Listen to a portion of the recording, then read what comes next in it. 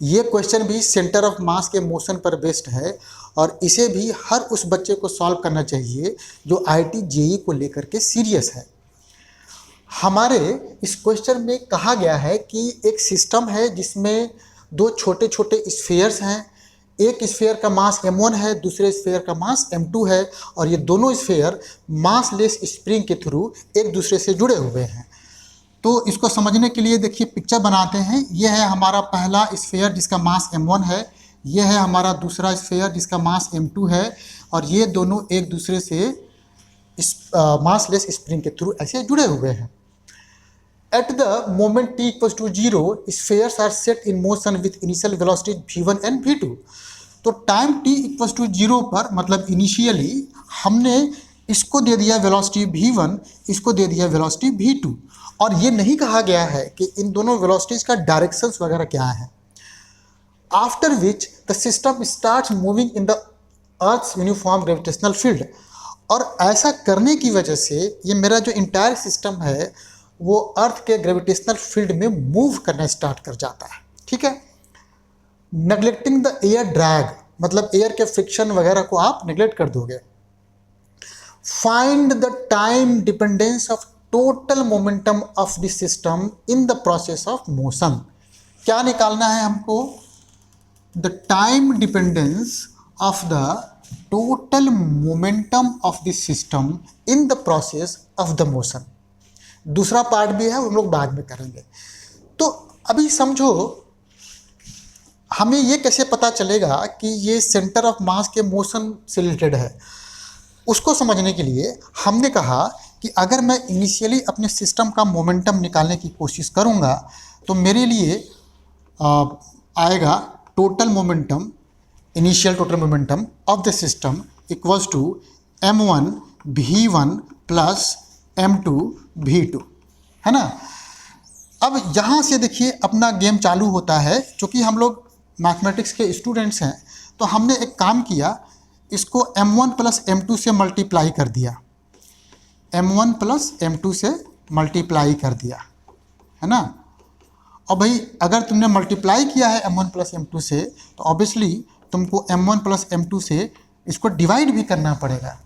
अब थोड़ा सा रुको, आराम से समझो इसको कि m1 प्लस m2 तो तुम्हारे सिस्टम का टोटल मास हो गया, उसको तुमने कैपिटल M से ऐसे दिखा दिया ना इस वाले को।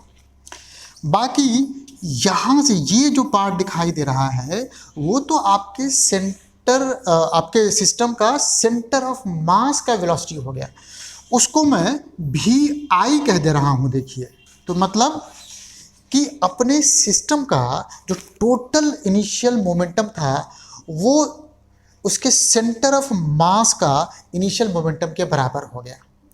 तो जैसे जैसे टाइम बीतेगा वैसे वैसे मोमेंटम चेंज होगा और वो मोमेंटम किसका चेंज होगा? उस सेंटर ऑफ मास का ही तो चेंज होगा क्योंकि दोनों बराबर हैं। तो यहाँ से अब मैंने ये निकाल लिया कि बेसिकली हमको सेंटर ऑफ मास के मोमेंटम का टाइम t के फंक्शन के फॉर्म में एक्सप्रेशन जो भी आएगा वो निकालना है। इतना जानने के बाद अब मैं अपने क्वेश्चन को थोड़ा सा रिड्यूस कर दे रहा हूँ। देखिए कैसे, ये देखिए बहुत सिंपल है। अब आगे हमने कहा कि आप इस सिस्टम को हटा दो, उसके बदले में इसका सेंटर ऑफ मास ऐसे cm दिखा दो। और हम ये भी जानते हैं कि सेंटर ऑफ मास के मोशन को स्टडी करने के लिए सिस्टम के सारे मासेस को इसी पे कॉन्सेंट्रेटेड मान लेते हैं। पहला पॉइंट, तो सारा मास कितना था वो तो हमने m मान लिया था, तो चलो ये m यहाँ पर कॉन्सेंट्रेटेड हो गया। उसके बाद हम लोग क्या करते हैं, उसके बाद हम लोग अपने सिस्टम पे जितने भी एक्सटर्नल फोर्सेज लगते हैं सबको यहाँ पर अप्लाई कर देते हैं। तो अपने क्वेश्चन में तो केवल ग्रेविटेशनल फोर्स ही है जो इस पर एक्ट कर सकता है, तो वो हमने यहाँ पे ऐसे दिखा दिया, है ना। mg के बराबर इतना फोर्स लग गया, एक्सटर्नल फोर्स।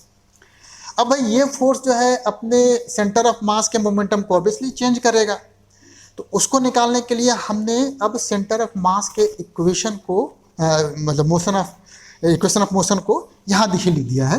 तो वो होता है F external equals to m ACM, वो आपको याद रखना पड़ेगा। अच्छा, F एक्सटर्नल कितना हो गया? अभी देखा था हमने mg हो गया था, ये m और इसको आप लिखोगे D V C M upon D T. Obviously m और m कट गया तो आपके पास बस एक बहुत ही प्यारा सा g और VCM में रिलेशन निकल गया। अब इसी को यूज करेंगे हम लोग और आगे का काम आराम से कर पाएंगे।